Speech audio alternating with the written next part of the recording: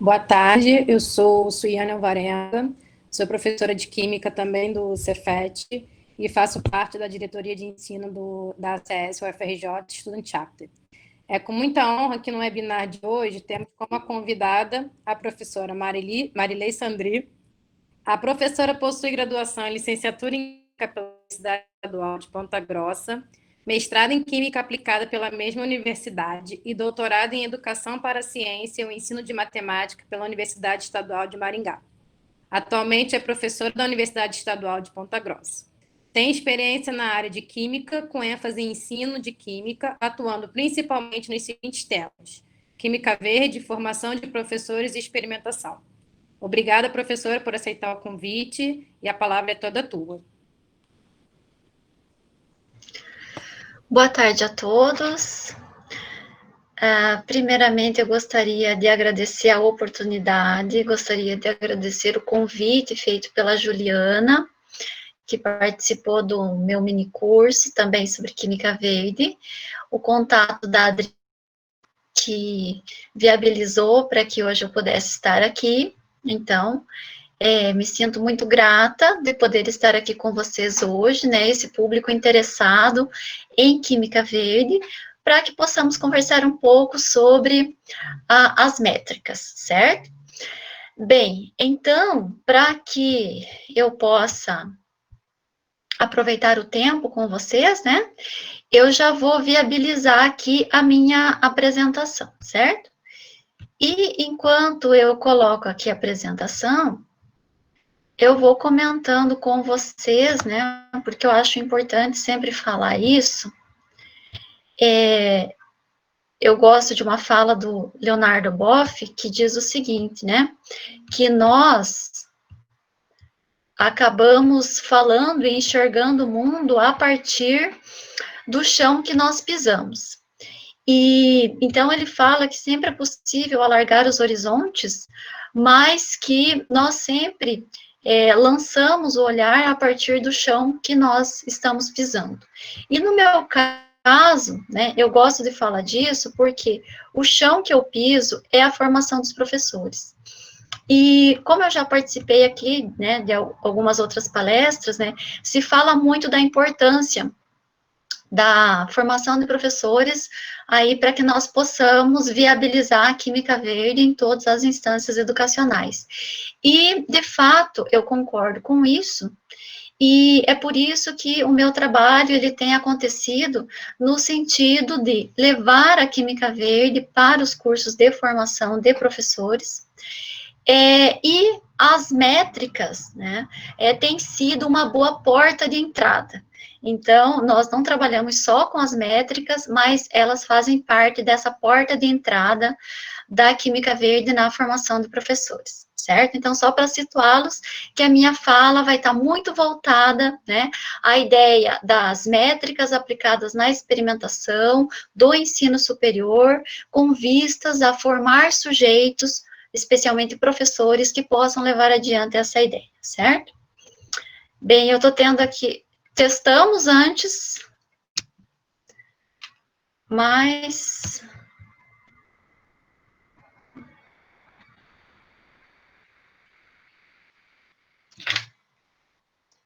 estou com problemas técnicos.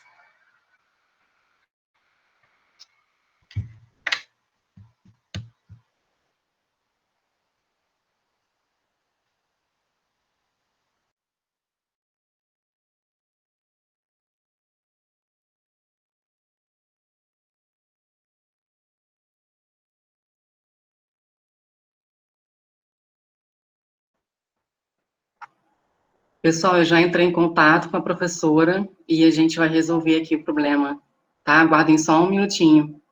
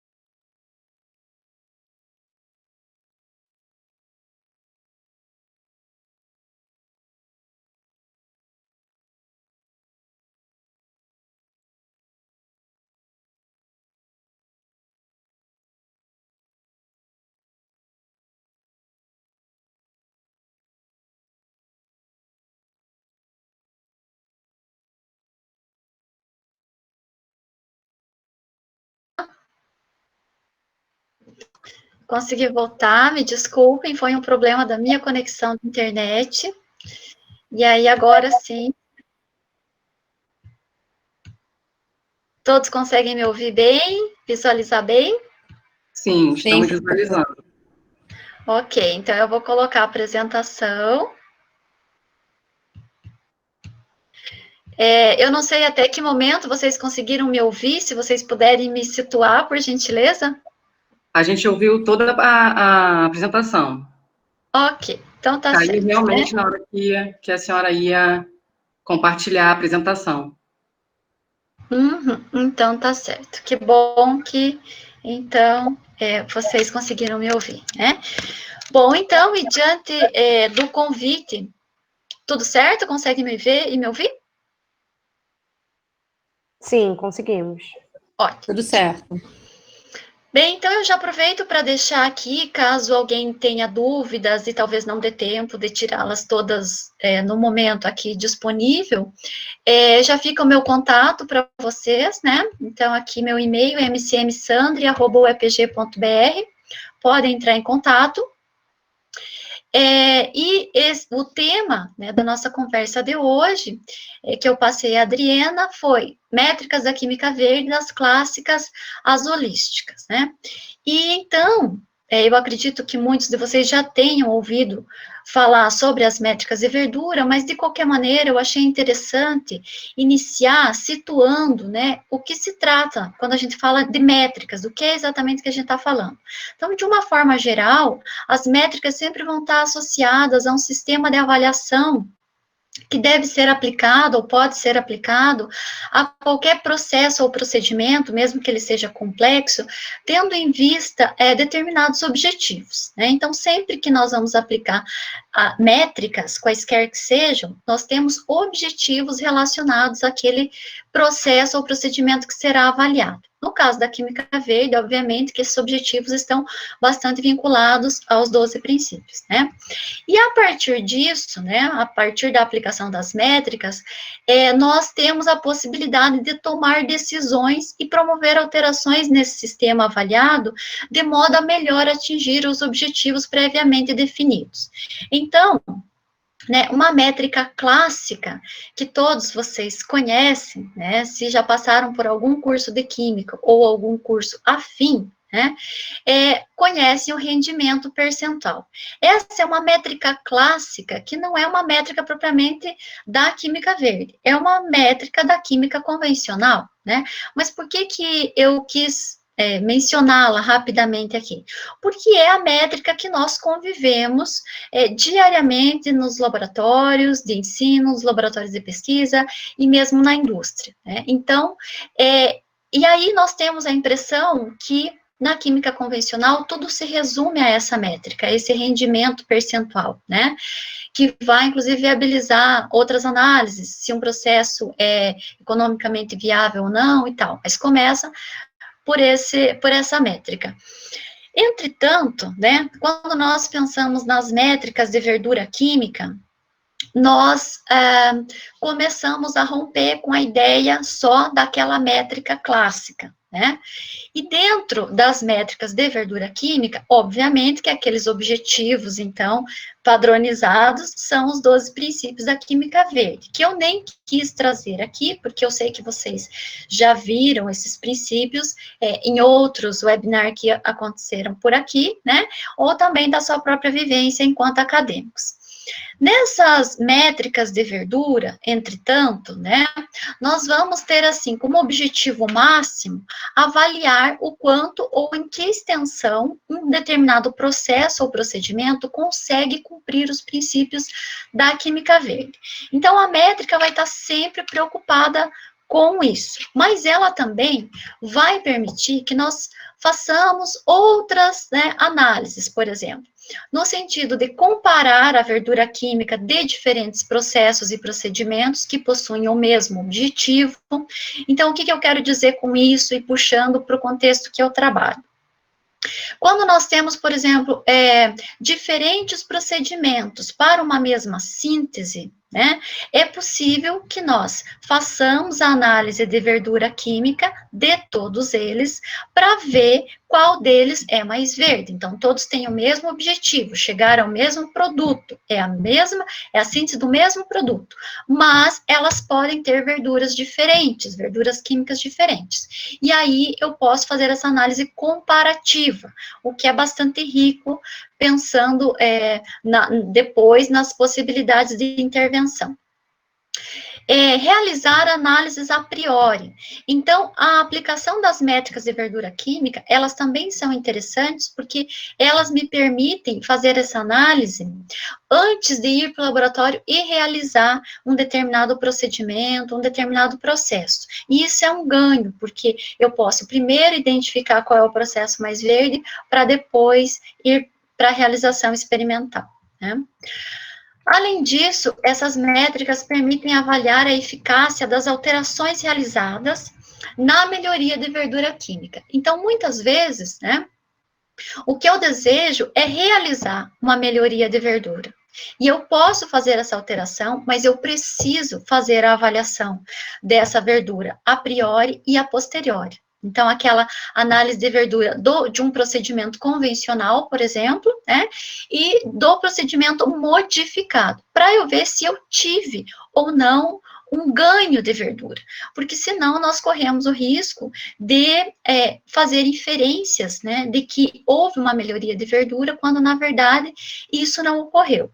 Então, as métricas são muito válidas para isso. E ainda, identificar possibilidades de intervenção e melhoria da verdura química. Nem todas as métricas de verdura química permitem isso, mas algumas especificamente, e eu vou falar de uma delas hoje para vocês, que é a matriz verde, tem claramente essa intencionalidade. Bom, então, entre as métricas, né, de verdura química, nós temos basicamente esse grupo. Por que eu digo basicamente? Porque existem muitas outras métricas, né? Métricas de sustentabilidade, bastante usadas na indústria, por exemplo, mas eu fiz questão aqui de selecionar as mais utilizadas, especialmente no âmbito laboratorial acadêmico, que são as métricas de massa, que vão incluir métricas que vocês possivelmente já ouviram falar, como o fator E, que avalia, então, a quantidade de resíduo gerado num determinado processo, né? A economia atômica, que vai avaliar quanto dos átomos dos reagentes, de fato, foram parar no produto. E a eficiência de massa da reação e a eficiência de massa somente, né, que também tem a mesma intencionalidade da economia atômica, avaliar quanto dos reagentes foram parar nos produtos, mas considerando, então, grandezas diferentes. No caso da economia atômica, a gente está sempre parte da massa molar dos produtos e reagentes, enquanto que na eficiência de massa e da eficiência de massa da reação, nós trabalhamos com os valores de massa mesmo, né, então em gramas ou quilogramas, dependendo da situação, e aplicamos aos valores reais obtidos no laboratório. As métricas energéticas, né, que também podem ser aplicadas no contexto do ensino, e algumas delas, que seriam a intensidade de energia, a intensidade de tempo e a taxa de transferência, o throughput, são métricas que podem também ser aplicadas com fins educacionais, né, com fins ali de avaliar um determinado experimento, por exemplo, embora sejam mais comuns na indústria. As métricas ambientais, que vão dizer respeito à toxicidade, biodegradação, perigos e renovabilidade. E, por fim, as métricas holísticas, que eu mencionei aqui, a estrela verde e a matriz verde, embora não sejam as únicas, né? Essas métricas, de uma forma geral, né, todas elas possuem diferentes abrangências e diferentes limites. O que eu quero dizer com diferentes abrangências, né? Cada uma delas vai conseguir abranger um número diferente de princípios, né? Então, daqueles 12 princípios, as métricas energéticas, por exemplo, são consideradas as menos abrangentes, porque elas só conseguem responder ao princípio 6. Elas olham, elas focam somente o princípio 6. E isso não diminui a importância delas, né? Mas é que quando você quer fazer uma análise mais abrangente, você não pode, então, se restringir somente a ela. As métricas de massa, por sua vez, especialmente o fator e a economia atômica, né, e os seus derivados, vão corresponder a uma abrangência que envolve o princípio 1 e 2. E as ambientais conseguem ser um pouco mais abrangentes, porque se vocês lembrarem, lá dos princípios da química verde, vários deles, né, estão relacionados, então, à natureza, ao perigo, à toxicidade, aos riscos das substâncias utilizadas em um determinado procedimento ou processo. Ao passo que as holísticas, entretanto, elas buscam fazer uma análise conjunta de todos os princípios passíveis de serem avaliados, né? Exceto, obviamente, o princípio 4 e o princípio 11, porque não são passíveis dessa avaliação. Lembrando que o P4 está relacionado ao design, né, de produtos mais seguros, e o P11 está relacionado à análise em tempo real. Então, o que vai diferenciar as métricas holísticas dessas outras métricas, né, que embora não sejam métricas clássicas da química convencional, nós podemos chamá-las de clássicas dentro do contexto da química verde, né? As holísticas, portanto, diferem porque tentam ser mais abrangentes, né? O próprio nome já dá essa sugestão. E aí, quanto às fronteiras, também é um aspecto que eu acho importante mencionar. Por quê? Porque a fronteira, ela está relacionada ao limite daquela métrica, mas ao limite no sentido dos componentes daquele processo, né? Então, só para vocês terem ideia aqui, né, dentro dessa figura, por exemplo, desse esquema aqui, apresentado pelo professor Adélio Machado, nós temos aquela ideia de rendimento químico, né, percentual, que é a métrica mais comum da química de uma forma geral, né, nós teríamos essa métrica com uma fronteira muito restrita. Por quê? Vocês vão entender aqui o que eu quero dizer com fronteira, né? Porque essa métrica do rendimento só considera os reagentes envolvidos. Quero saber sempre quem é o reagente em excesso e o reagente limitante, caso haja um reagente em excesso, e o produto. Ela só se preocupa com isso. Então, ela só foca no produto, né? A partir dos seus respectivos reagentes. Entretanto, quando eu vou ampliando, né, os componentes que eu estou considerando nesse processo, quando eu começo a perceber que além do produto, eu tenho a geração de um coproduto, que pode gerar um resíduo, que aqui está sendo chamado de resíduo estequiométrico, mas que eu também posso ter reações paralelas, que podem me dar mais resíduos, né, eu começo a ampliar essas fronteiras, eu começo a considerar aspectos e participantes desse contexto todo que eu não estava considerando antes, né? Até as fronteiras mais amplas, onde, então, são consideradas também todos os solventes, catalisadores, auxiliares e até mesmo o gasto energético, o desgaste e o custo de equipamentos, né? Então, as métricas, elas podem ter diferentes fronteiras, sejam elas métricas de pequena abrangência ou de grande abrangência, como é o caso das holísticas. Então, vejam só, aí eu trouxe aqui para vocês, né, começando pelas métricas de verdura mássica, então, aquelas métricas de massa, para a gente poder dar uma olhadinha como é que elas funcionam em relação às fronteiras e a abrangência. A abrangência nós já vimos, que elas vão responder apenas aos princípios 1 e 2. Mas e quanto a essas fronteiras? Elas vão variar bastante. Como assim? Bem, se eu pegar uma métrica como a economia atômica, né, que, na sua concepção, na concepção conceitual de Trost, em 1991, e na sua concepção matemática, que passou a ser usada em 2002, por esse grupo farmacêutico GSK, ela é uma métrica que, como ela se vale da massa molar do produto, da razão da massa molar do produto e da somatória da massa molar dos reagentes estequiométricos, desde o seu conceito, é assim que ela é apregoada, né? Ela é uma métrica que também tem uma fronteira bem restrita, porque ela vai estar olhando unicamente para os componentes estequiométricos, certo? Então, ela é uma métrica limitada? Ela é uma métrica limitada, sim, né? Mas ela é uma métrica interessante. Por quê? Porque ela pode ser calculada a priori, certo? E ela pode, então, nos indicar o limite de quanto por cento dos átomos dos reagentes vão, de fato, parar no produto. Né? Então, quando eu calculo a economia atômica, eu sei que mais do que aquele percentual é impossível eu aportar de átomos dos reagentes nos produtos.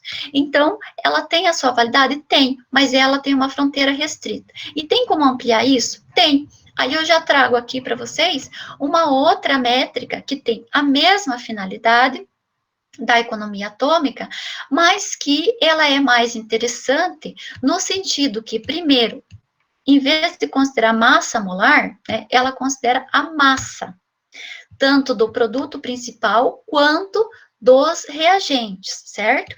E aí, quando eu considero aqui os reagentes, eu estou incluindo excessos de determinado reagente, solventes, auxiliares, ou seja, todos os reagentes que eu utilizo. E aí eu estendo essa fronteira lá para a fronteira 4, né? Porque eu estou considerando aqui todos esses componentes, certo? Então, eu estou na fronteira mais, aqui, uma das mais altas. E isso é muito bacana, né? Essa métrica também, ela pode ser feita a priori, se eu considerar um rendimento de 100%, eu posso considerar e realizar a priori, e a posteriori com os dados reais. E aí, para que fique mais claro, eu trouxe aqui um exemplo para vocês, né, bem simples, de uma reação que todas as pessoas que passam pelos cursos de Química e Afins já realizaram, que é a síntese do ácido acetil salicílico, e trago, então, aqui, né, os dados estequiométricos dessa reação, é uma reação aqui, toda ela 1 para 1, né, do ponto de vista estequiométrico, com os dados de massa molar, de massa utilizados na reação e o número de mols. Então, só vou destacar aqui, por exemplo, que nessa reação, nós temos um excesso do reagente anidrido acético, né, porque nós olhamos aqui que se é numa proporção 1 para 1, e eu estou usando 0,014 mols de ácido salicílico e 0,053 mols de anidrido acético, obviamente que esse reagente, ele está em excesso. Então, essa massa que está sendo utilizada dele é a massa considerando o excesso. E se eu considerar um rendimento de 100%, eu sei que eu obterei o ácido acetil salicílico nessa quantidade aqui, 2,61 gramas, certo? Quando eu faço a aplicação, né, daquelas métricas de massa que eu mencionei a vocês, aqui a economia atômica, que é aquela mais teórica, que eu posso calcular a priori, e eu utilizo, então, a massa molar do ácido acetil salicílico e a soma, né, da massa molar, tanto do anidrido acético quanto do ácido salicílico, eu tenho uma economia atômica de 75%. Então, ele me sugere, né, que eu posso aportar 75% dos átomos dos reagentes nos produtos. Mais do que isso, não é possível, né? Mas note, né, quando eu faço isso, considerando massas molares, eu não estou nem considerando que eu estou usando excesso de anidrido acético. Quem dirá que se eu estivesse usando solventes e uma massa considerável de catalisador e outros auxiliares e por aí vai, né? Então, ele está me dando a melhor condição, o máximo que eu conseguiria de aporte dos átomos de reagentes em produtos. Mas quando eu olho para a eficiência atômica, né, que me permite trabalhar com a massa e com a consideração de todos os reagentes, né, eu vejo que esse aporte é bem menor, né? O que eu tenho? Eu tenho aqui a massa, considerando o rendimento de 100% do ácido acetil salicílico de 2,61, e uma massa de reagentes de 7,4, e aqui eu estou considerando o excesso do anidrido acético, né? E aí eu vejo que o meu aporte de átomos dos reagentes nos produtos foi de apenas 35%, se o rendimento for 100%. Quando eu aplico isso para dados reais, no qual o rendimento não foi 100%, e sim um rendimento de 65%, que é considerado um bom rendimento para essa síntese, né, que equivaleria a uma massa de 1,69 gramas de AS, eu vejo que, na verdade, eu só consegui levar 22,8% dos átomos dos reagentes até o meu produto final. Então, eu acabo percebendo, né, o quanto que, ao expandir essas fronteiras, eu começo a tomar mais uma dimensão melhor daquilo que de fato está acontecendo no processo com o qual eu estou trabalhando, e averiguar, então, o impacto que esse processo, ou essa síntese, esse procedimento, que quer que seja que eu esteja analisando, né, tem sobre o meio, seja ele de impacto ambiental ou humano, né? Então, quando eu faço isso para o fator E, o fator E, na sua origem, na sua concepção, quando apresentado por Sheldon, ele já era um conceito que estava numa fronteira bem ampla, né? Numa fronteira aqui 4, que considera, então, os resíduos para além só dos componentes estequiométricos, mas os resíduos totais, considerando, então, tudo que é empregado naquela reação, naquele processo. Então, de início, ela já é uma métrica de fronteira ampla, certo? Ela é de abrangência pequena, porque se você for ver, ela está relacionada ao princípio 1, mas ela é de fronteira ampla, né? E quando eu faço transponho isso para dados reais, dados que eu obtenho lá no laboratório, né? Então, fica mais fácil eu trabalhar com essa equação aqui, né, de que a quantidade de resíduos, ela é, na verdade, a massa total dos reagentes menos a massa do produto principal.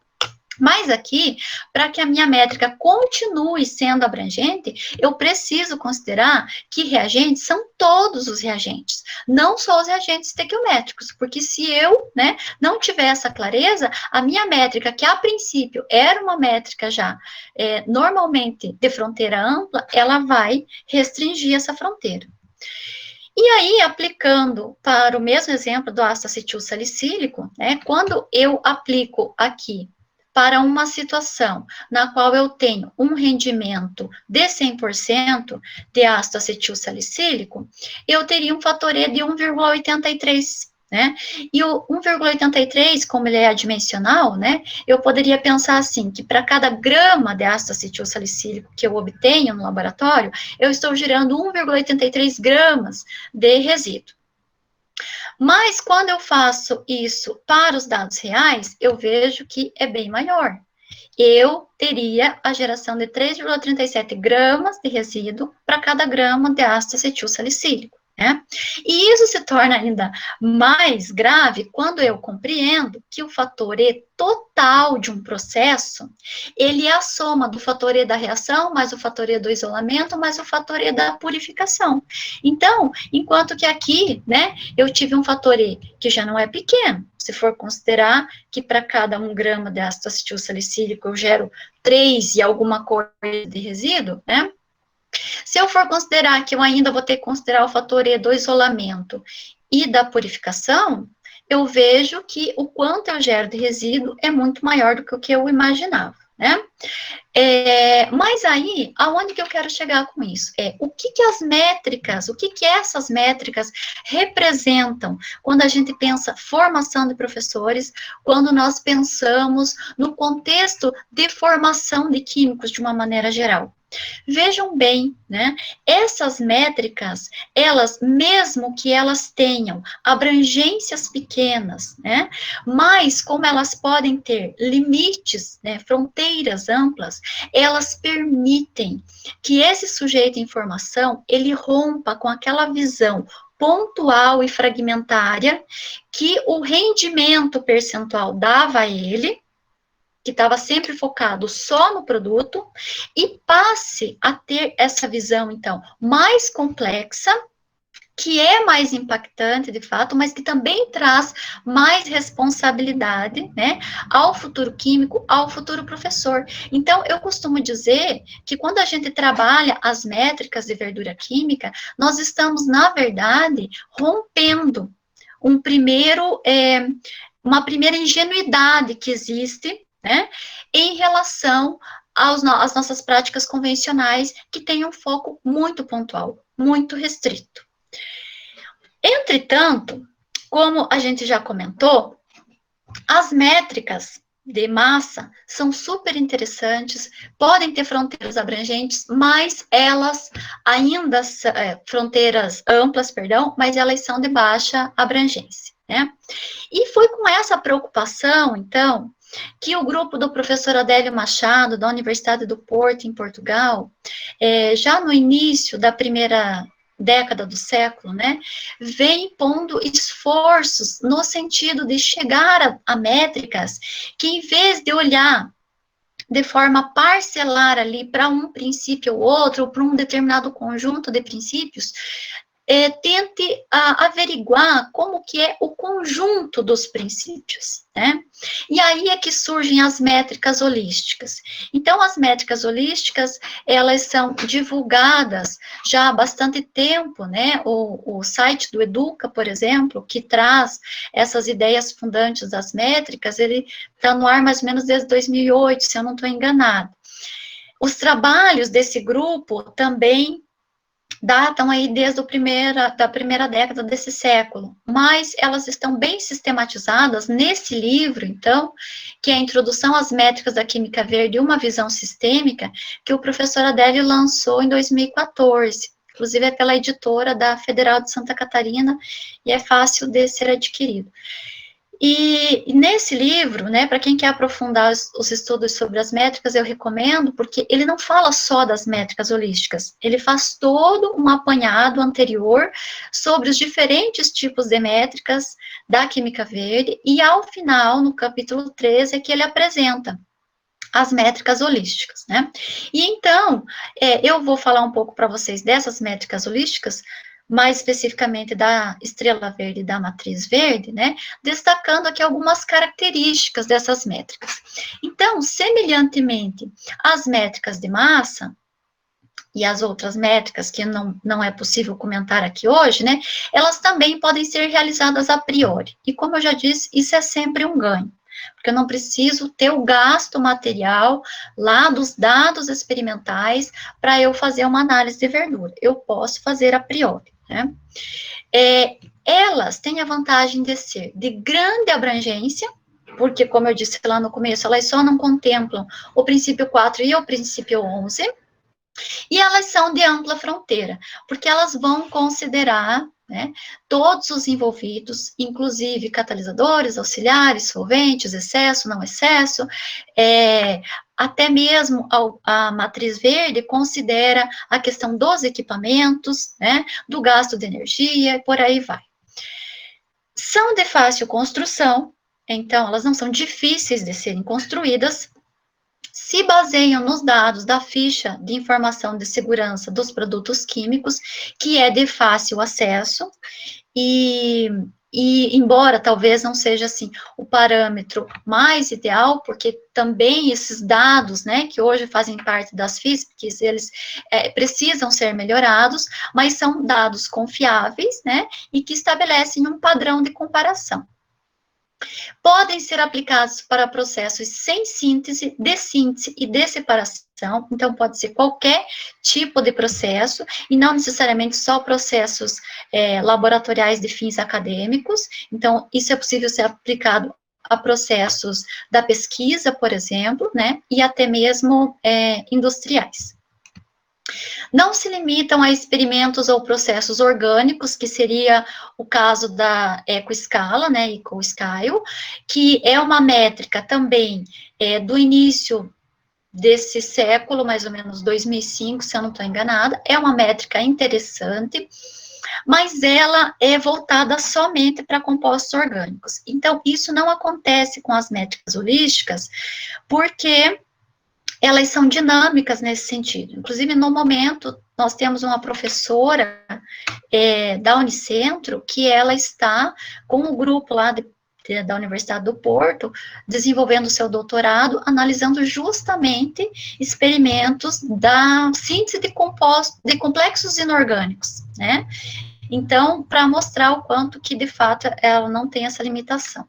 E permitem comparações visuais, no caso da estrela verde, o que é bastante prático, e ainda apontam possibilidades de melhoria, que é o caso específico da matriz verde, né?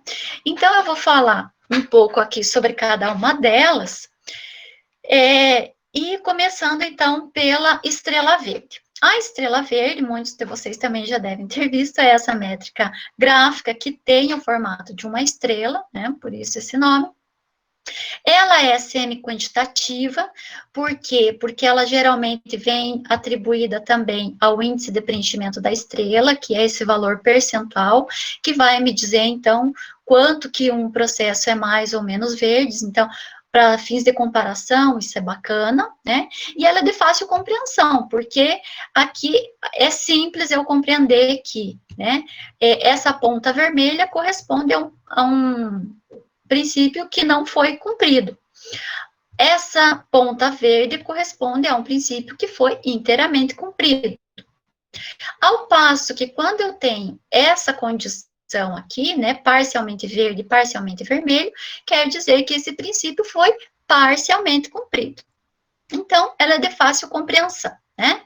E como é que essa estrela se constrói? Primeiro, né, quando nós temos atividades sem síntese, nós temos estrelas de 6 pontas. Por quê? Porque em caso de experimentos sem síntese, não são todos os princípios que são aplicáveis. Vocês vão compreender, porque tem princípios que dizem respeito especificamente à síntese, né? Se eu uso o catalisador ou não, se eu uso excesso aí de um determinado reagente.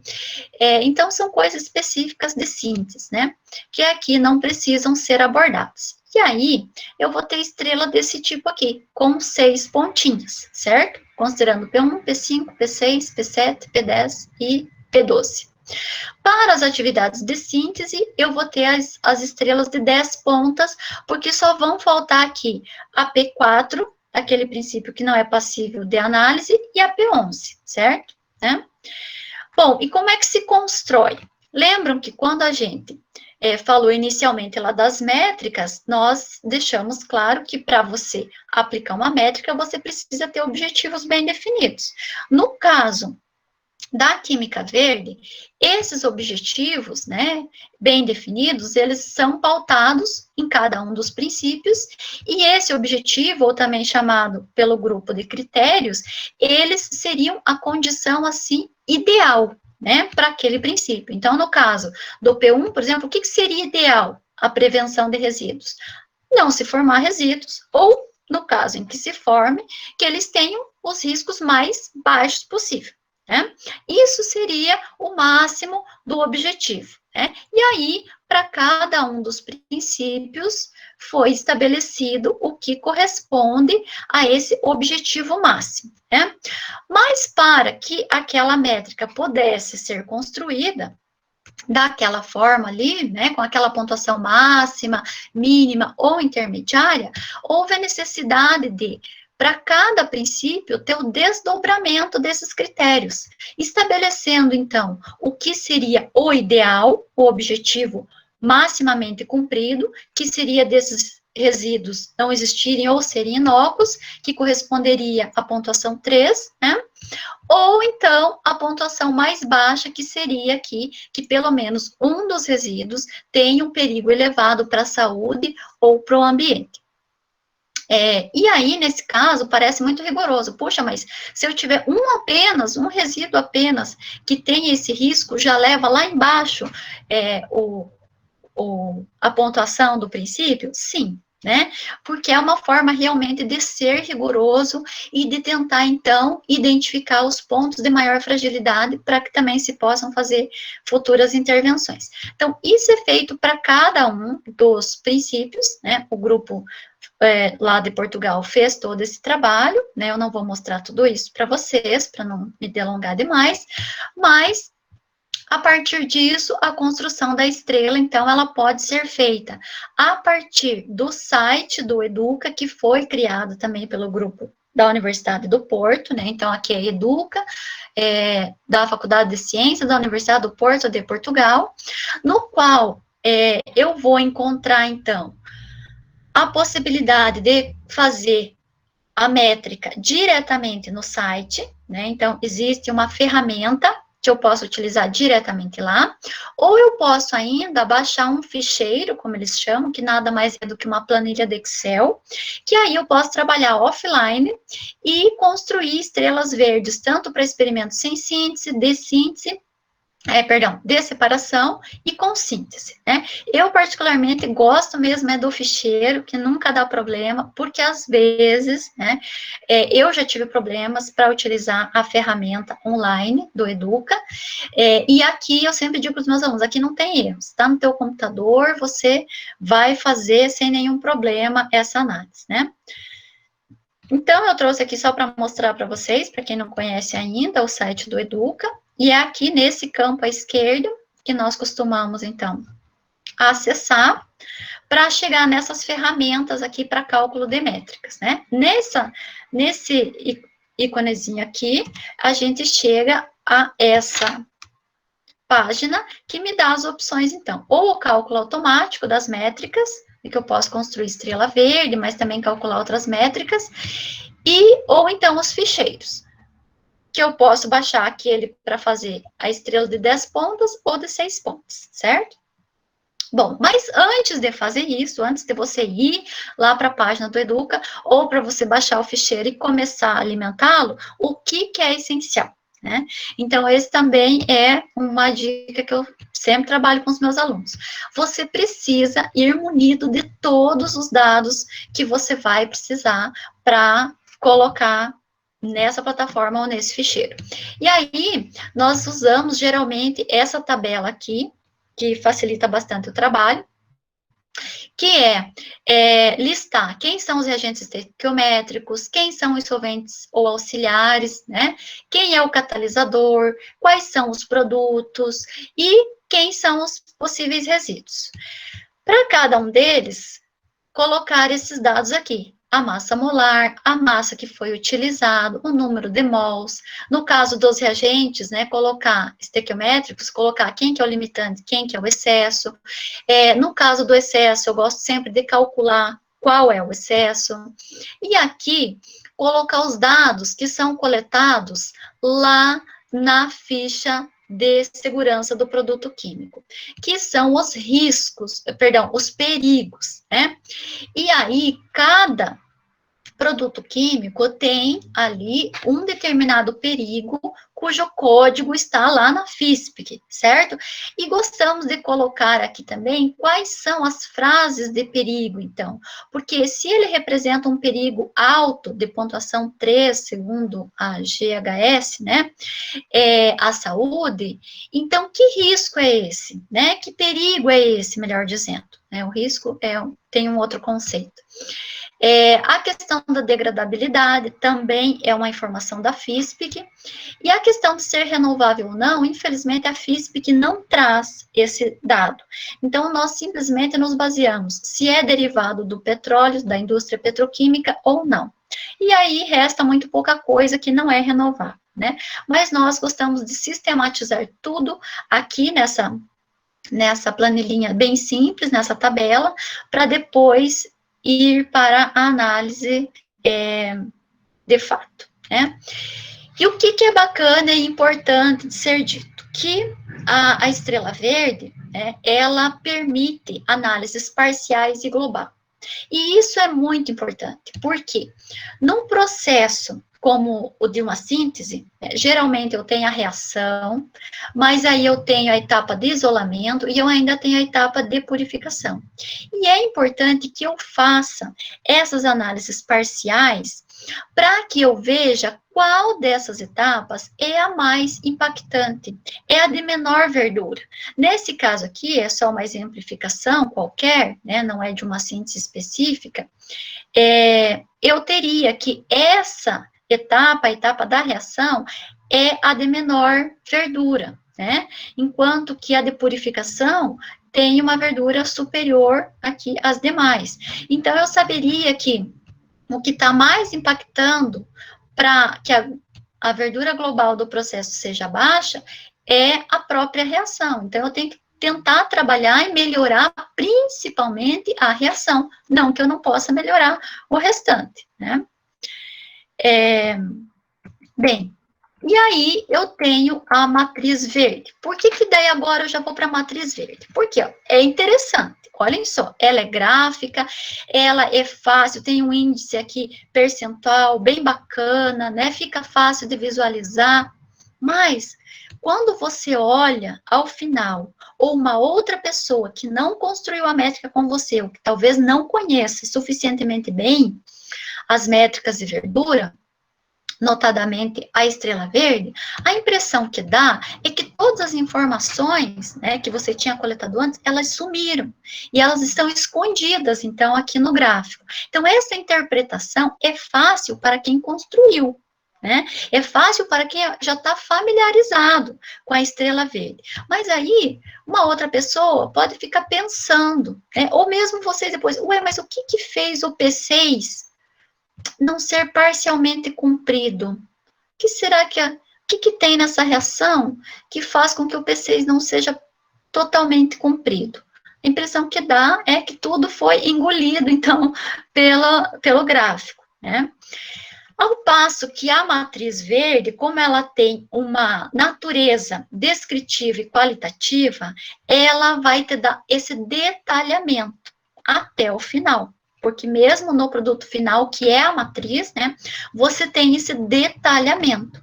Então, ela não é tão prática do ponto de vista visual, mas ela tem muitas vantagens no sentido de esmiuçar as condições da reação e, é claro, depois as possibilidades de melhoria.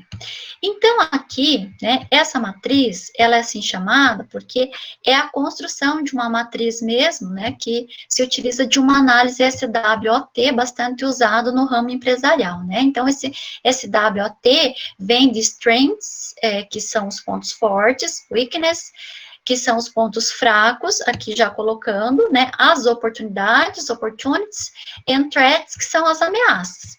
E aí, nós temos, então, aqui, listando os pontos fortes e os pontos fracos, o que nós chamamos de variáveis internas e análise interna. E as oportunidades e as ameaças vão nos dar essa análise externa. O que é que eu posso fazer? Bom, então aqui é o que eu tenho, aqui é o que eu posso fazer. Mas no caso da química verde, da matriz verde, como é que a gente aplica isso? Partimos do mesmo ponto. Nós nos baseamos nos 10 princípios que são passíveis de análise, nós temos como base os mesmos critérios, que são os objetivos máximos de verdura, né? Mas, né, são listados para cada um, então, aqui, desses princípios, o que corresponderia um ponto forte e o que corresponderia um ponto fraco. Então, no caso, por exemplo, do primeiro princípio, que está relacionado, então, à geração de resíduos, o que seria um ponto forte? Seria não formar os resíduos, né, ou caso gere que eles tenham riscos baixos, seria aquela condição máxima de verdura. O ponto fraco é o contrário, então vejam que ela não tem o meio termo que a estrela verde apresentava, né? O ponto fraco corresponderia ao fato de que eu tenho sim geração de resíduo e eles têm um risco pelo menos moderado ou até elevado para a saúde e para o ambiente. E assim seria para todos os demais, né? Mas o que ela tem de interessante? Que após listar o que é ponto forte e o ponto fraco, eu também vou olhar, né, para essa dimensão externa, para essa análise externa, o que eu tenho como oportunidade de melhorar. Então, eu geralmente olho naquilo que havia de mais fraco e vejo o que eu posso melhorar diante disso, quais são as oportunidades que eu tenho. Então, será que eu posso substituir algum reagente de risco moderado ou elevado? Eu posso eliminar o solvente? Eu posso otimizar a economia atômica? Eu posso, de repente, melhorar as condições energéticas? Uma série de possibilidades. E as ameaças é aquilo que é incontornável. Eu vou ter que continuar convivendo, eu não consigo modificar, então eu vou ter que continuar convivendo, e é bom que eu saiba disso, porque se eu não tenho como modificar, se eu não tenho como contornar, que eu vá conviver com essa ameaça, pelo menos tomando os cuidados necessários, né? Mas, o que nós percebemos? Então, agora eu vou falar daquilo que o nosso grupo, que envolve professores e alunos, tanto aqui da UEPG, quanto do Instituto Federal de Palmas, aqui no Paraná, o que nós percebemos, né? Que tal qual a matriz verde é concebida pelo grupo de Portugal, isso dá, sim, possibilidades de melhoria, mas que essas possibilidades eram muito melhor visualizadas, né, quando nós também fazíamos o desdobramento desses critérios de análise. Então, em vez de só eu olhar se são formados resíduos ou não, né, e qual a natureza deles, eu já começo fazendo, então, aí todo um trabalho de analisar risco físico, risco à saúde, risco ao ambiente de cada um dos reagentes que eu utilizo.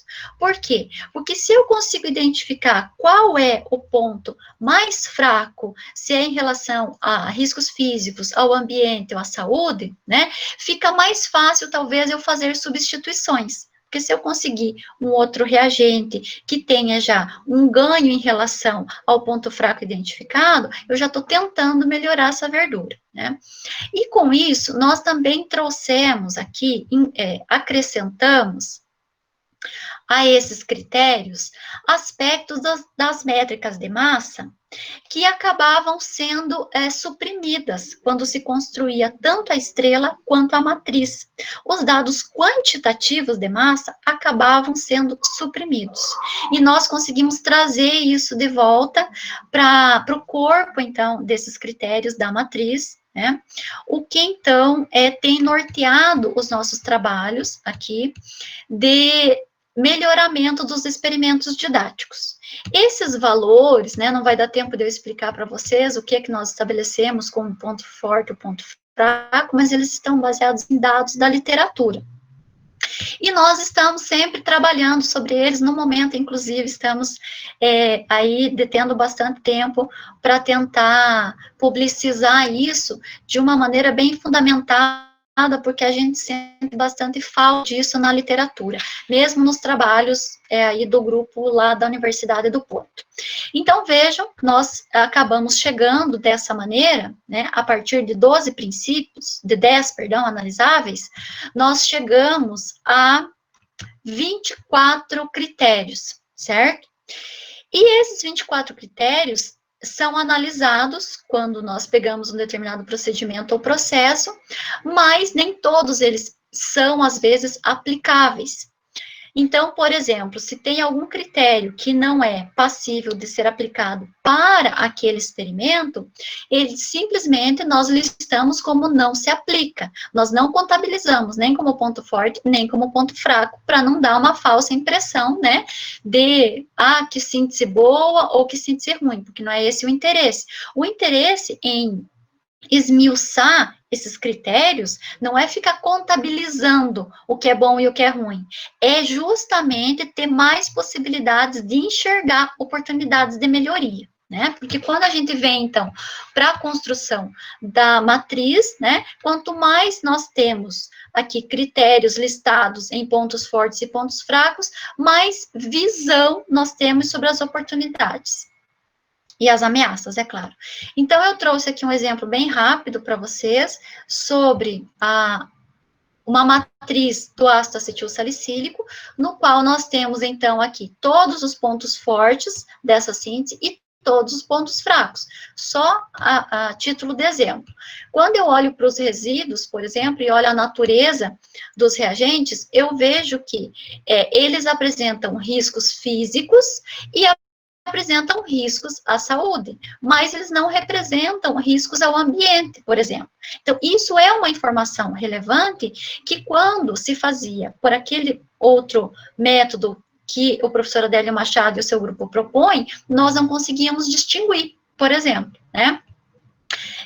Outra questão é aqui, por exemplo, quanto ao excesso. Eu não só identifico quem é o excesso, mas eu quantifico quem é esse excesso, o quanto de excesso, e aí eu tenho a oportunidade de, posteriormente, trabalhar na redução desse excesso. Será que se eu, em vez de usar 271%, eu tentar usar 200%, eu não vou conseguir o mesmo resultado? Então, com isso, eu começo a ter mais oportunidades de interferência, de intervenção nesse processo que está sendo analisado. Que é o caso aqui, como eu listei, para o ácido acetilsalicílico. Dentro das oportunidades ou das possibilidades, nós teríamos a de reduzir o excesso de anidrido acético, de modificar o catalisador e de alterar as condições de aquecimento e temperatura ou tempo, coisa que possivelmente não seria identificado pelo método convencional da matriz verde. E, claro, as ameaças, então, eu não posso deixar de usar nem o anidrido acético, nem o ácido salicílico, e algum excesso também é necessário, porque senão o equilíbrio da reação não me permite que eu chegue ao produto, né? Nós ainda temos o costume de listar os princípios que são inteiramente atendidos, parcialmente atendidos e não atendidos. Por quê? Nós temos essa preocupação, porque quando a gente detalha cada princípio em diferentes critérios, a gente perde um pouco de vista os princípios. Então, aqui a gente sente falta de voltar e olhar quais foram atendidos e quais não foram, né? E temos também feito um cálculo do percentual de verdura, que seria o número de pontos fortes pelo número de critérios avaliados, já que esse número pode variar, como eu falei para vocês. Embora nós tenhamos 24, muitas vezes você só vai analisar 20. Então, isso precisa ser levado em conta. Mas não é nosso objetivo também ficar quantificando, porque nós vemos que a riqueza da matriz verde está muito mais no detalhamento do que propriamente em chegar no valor percentual, né? E a avaliação da verdura pela matriz verde, ela também deve ser feita de maneira parcelar. Então, deve ser feita uma análise para a síntese, para o isolamento e para a purificação, para que se veja, então, onde que dá para fazer mais alterações, né, e melhoria de verdura. E aí, até trouxe aqui um slide que é da professora Tânia, que é do grupo lá de Portugal, que eu gosto bastante, porque ela mostra aqui, né, aplicado nos protocolos da literatura de fins aí didáticos, né? De que, partindo de um determinado protocolo, né, se faz uma análise de estrela verde inicial, e aí, a partir dessa verdura, nós podemos identificar aspectos experimentais a mudar, especialmente se aplicarmos juntamente a matriz verde. E depois dessas modificações feitas, né, nós vamos aqui para a realização experimental e tudo mais, e verificamos, através de novas estrelas, novas análises, foi melhor? Não foi melhor? Essa melhoria é aceitável? Não é? E aí chegar a um protocolo final de uma verdura melhor do que aquela inicial. Então, os nossos trabalhos têm corrido nesse sentido, né? As métricas holísticas, a estrela verde e a matriz verde, é importante que se diga, elas não são equivalentes, então nós não podemos querer comparar simplesmente uma com a outra. Não, mas olha, uma síntese teve um índice de preenchimento da estrela de 25%, e como é que teve o índice lá na matriz verde de 45%? Bom, elas não são equivalentes, então elas não tinham que ter dado os mesmos valores, né? Mas elas são muito interessantes para ser trabalhadas de maneira conjunta, certo? Então, recomenda-se o uso de ambas, porque elas têm naturezas distintas, né? E elas se complementam por causa disso. E aí, a estrela verde, obviamente, tem a vantagem de ser facilmente compreendida visualmente, né, desde que a pessoa conheça, né, como é que se chega a uma estrela, né, e ela também é mais rápida e fácil de ser feita. Mas a matriz verde vai captar detalhes que a estrela verde não captava. Então, por isso, a importância delas serem trabalhadas conjuntamente, né. E aí, ao final, eu quero dizer para vocês que isso é uma coisa que a gente sempre tem que ter em mente quando trabalha com verdura química de uma maneira geral, né, com química verde, que nós sempre queremos atingir o máximo de uma verdura. Isso é uma meta constantemente perseguida, né, mas que raramente ela é atingida por completo, mas que os pequenos ganhos que nós temos em relação a essa verdura nunca são insignificantes, sempre são importantes, mas eles precisam ser quantificados, eles precisam ser mensurados, para que a gente não corra o risco de cair em falsas verduras, né? E dentro do campo da formação de professores, que é onde eu atuo, nós vemos que as métricas, tanto aquelas mais clássicas, tá, da química verde, as mássicas, até a matriz verde, ela vem trazer para esses sujeitos em formação essa nova visão, esse novo olhar, essa nova compreensão de aspectos que não estavam sendo considerados e vem anunciar, portanto, uma nova filosofia, uma nova forma de conceber e de praticar a química. E isso traz uma dimensão ética muito importante, uma responsabilidade muito grande. E quando nós falamos em formação de professores, né, eu considero isso muito rico, muito válido, porque eles serão os capilarizadores dessa ideia, da química verde, da sustentabilidade lá na educação básica. E é por isso, então, que nós fazemos todo esse trabalho com os professores, né, tendo as métricas como porta de entrada, né, não se restringe a elas, mas é a porta de entrada. E assim, eu agradeço imensamente a atenção de vocês, peço desculpas, né, por me delongar, mas o assunto é amplo mesmo, certo? E fico à disposição, então. Muito obrigada. Nós que agradecemos a senhora pela palestra, pela atenção, pelo esclarecimento, todas as informações aí sobre esse tema que é tão interessante. E agora nós vamos iniciar a parte de perguntas. Então, se alguém quiser, pode abrir a câmera, abrir o áudio e fica à vontade para falar diretamente com a professora. Enquanto isso, eu já vou fazer algumas perguntas que colocaram aqui no chat. Então, a primeira, da Soraya, ela pergunta sobre a planilha de planejamento que fica no ficheiro da Estrela Verde. Ela quer saber se ela foi criada pela senhora ou se está disponível em algum lugar.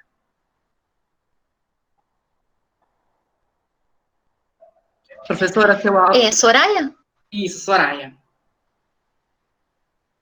Ok. Soraya, essa planilha nós criamos.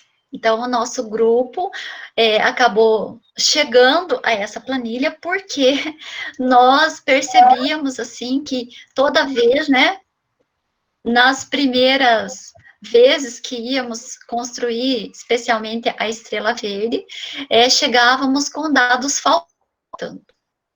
E aí, isso rendia mais trabalho ainda. Então, começamos a sistematizar isso e a criar, então, essa tabelinha que tem organizado o nosso trabalho. Então, hoje, quando eu vou divulgar as métricas, né, a Química Verde de uma forma geral, eu já vou passando essa tabela para facilitar a vida de todo mundo. Certo? Tanto é que esse material, a Juliana, a Júlia também, acho que a Suiane fez meu minicurso, e possivelmente está lá no material que eu deixei. Eu disponibilizo para todo mundo. Obrigada, professora. Agora a pergunta da Roberta. Ela quer saber qual é a diferença do princípio energético e a catálise.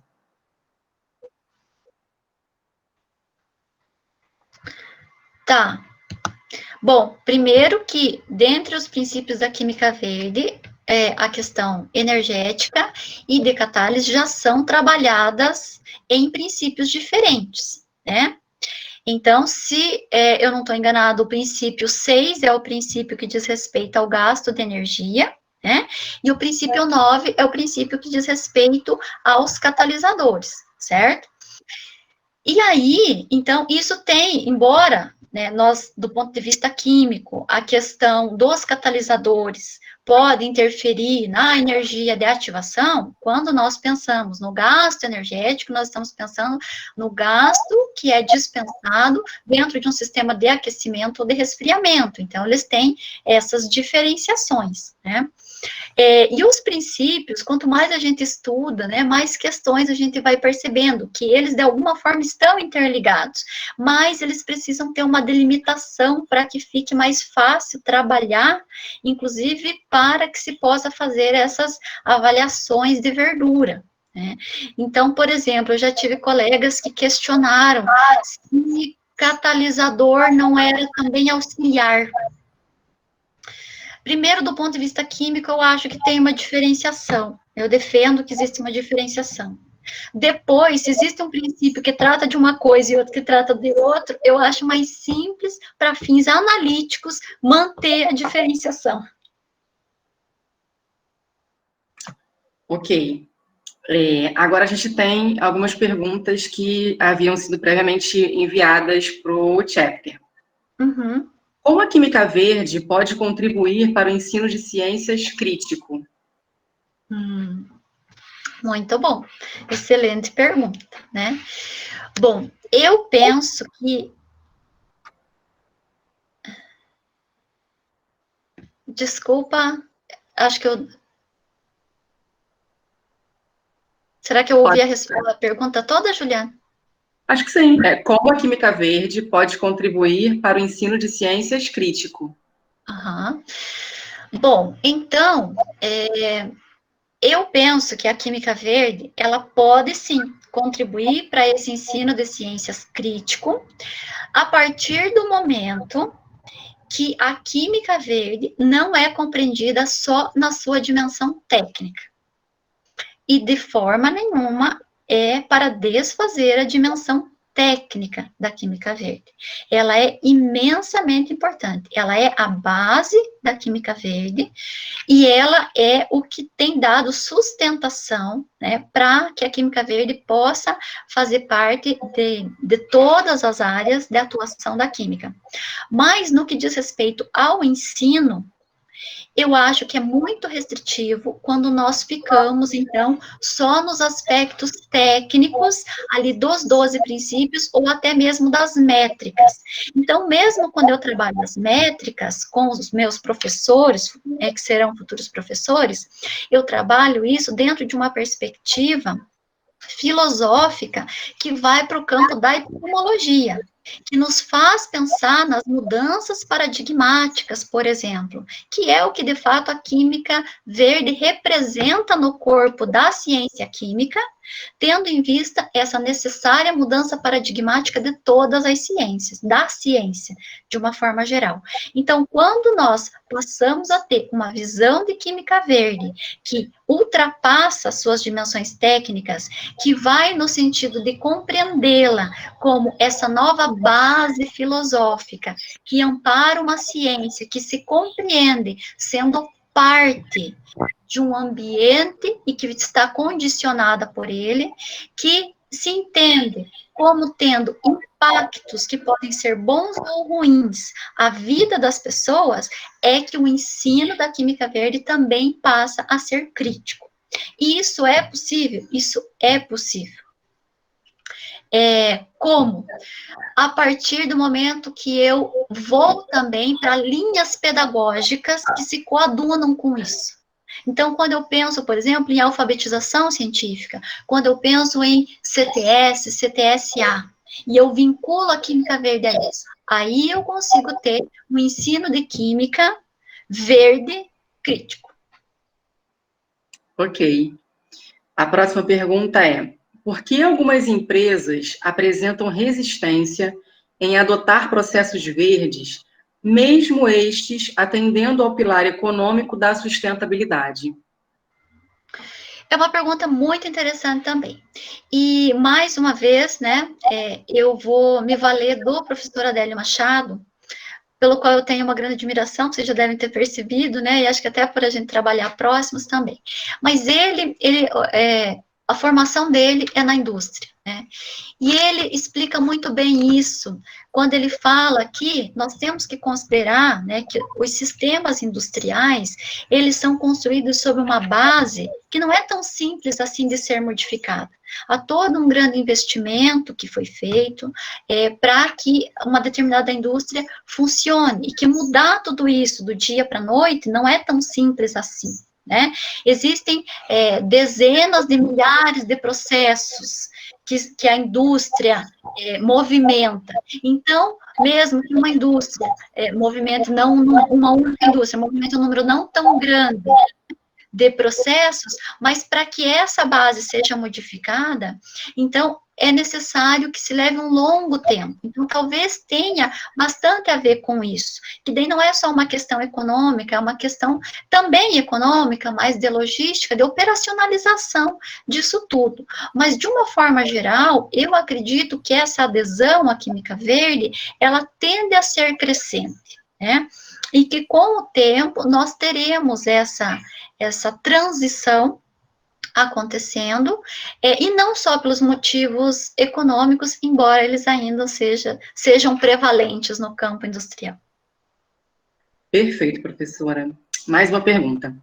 Como a adoção de métricas de química verde tem sido eficiente na mudança da postura industrial, seja por meio de diretrizes de financiamento, certificações e sistema de gestão ambiental?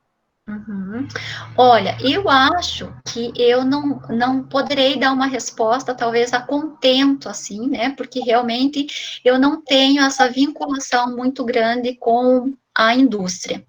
Mas o que a gente vê acontecendo, né, e eu me restringi apenas a algumas métricas, é que as métricas, elas passam a ser interessantes dentro do campo industrial, porque elas permitem ter um controle maior, não só sobre aquilo que é o desejado, que é o produto final, mas também a geração de resíduos. E também possibilita essa otimização. Então, essa abertura, né, da indústria, isso é percebido já desde o início do século, inclusive quando eu coloquei para vocês ali a economia atômica, que ela passou a ser usada do ponto de vista matemático por uma empresa farmacêutica, que é a GSK, né, eu acho que isso fica bem evidente, o quanto que as métricas vêm ganhando essa adesão no campo industrial, né, e aí, claro, que elas podem ter implicações nessas certificações, porque eu não cheguei a mencionar, mas existem muitas métricas que têm uma relação estreita com a química verde, bastante utilizadas na indústria, que é a avaliação do ciclo de vida, por exemplo, de determinados parâmetros de efeitos poluentes dos reagentes, e que isso vai ter efeitos sobre algumas certificações. Então, ter esse controle pode facilitar algumas certificações. Mas, assim, sou sincera em dizer que o meu conhecimento é restrito para que eu talvez dê uma resposta mais complexa sobre isso, mais completa.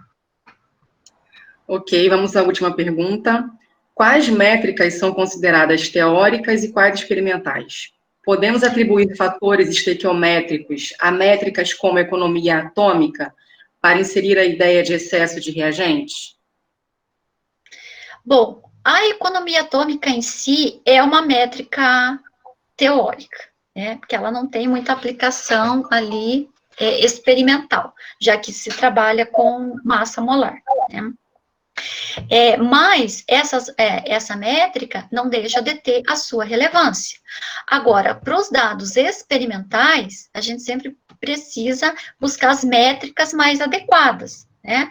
Por exemplo, nós usamos para os dados experimentais a eficiência de massa no quesito do princípio 2 ali, daquela métrica de massa, certo? Mas existem muitas outras métricas que são passíveis de ser utilizadas, né? E aí, essa questão de você considerar só os estequiométricos ou para além deles, tá? Assim, qual é a fronteira que você quer estabelecer para a tua análise? Eu sempre acho que, na medida do possível, quanto maior essa fronteira, melhor, né? Para você ter uma visão do conjunto daquele processo que você está analisando. Mas você pode estabelecer essas fronteiras mais limitadas. Não sei se era exatamente isso que a pessoa queria saber. Essa pergunta a gente recebeu anteriormente, então eu não tenho aqui a identificação da pessoa e, como ela não se manifestou, acredito que deve ter sido exatamente isso mesmo, tá? Uhum. E assim, Mas eu fico à disposição também, Juliana. Sim, a gente sempre avisa que qualquer outra pergunta pode entrar em contato diretamente com o palestrante ou, se quiser, entrar em contato com o chapter também. A gente dá uns avisos finais, coloca os nossos contatos e a gente repassa para a professora. Ok. Então, a gente vai encerrar. Eu agradeço em nome do chapter mais uma vez a professora Marilei pela excelente palestra, tá? E peço que vocês fiquem atentos agora aos nossos avisos finais. Ok, eu é que agradeço mais uma vez, Juliana, todos os demais membros do Student Chapter, por essa oportunidade. Obrigada, espero ter contribuído um pouquinho que seja e fico inteiramente à disposição, tá bom? Bem, obrigada, professora Marilei, mais uma vez. Era eu mesma que estava no curso da senhora no mês passado, e é muito bom estar em contato de novo com a sua apresentação, explicação e experiências. Obrigada mais uma vez. Pessoal, eu estou compartilhando uma tela, não sei se vocês estão conseguindo acompanhar, sobre os nossos avisos.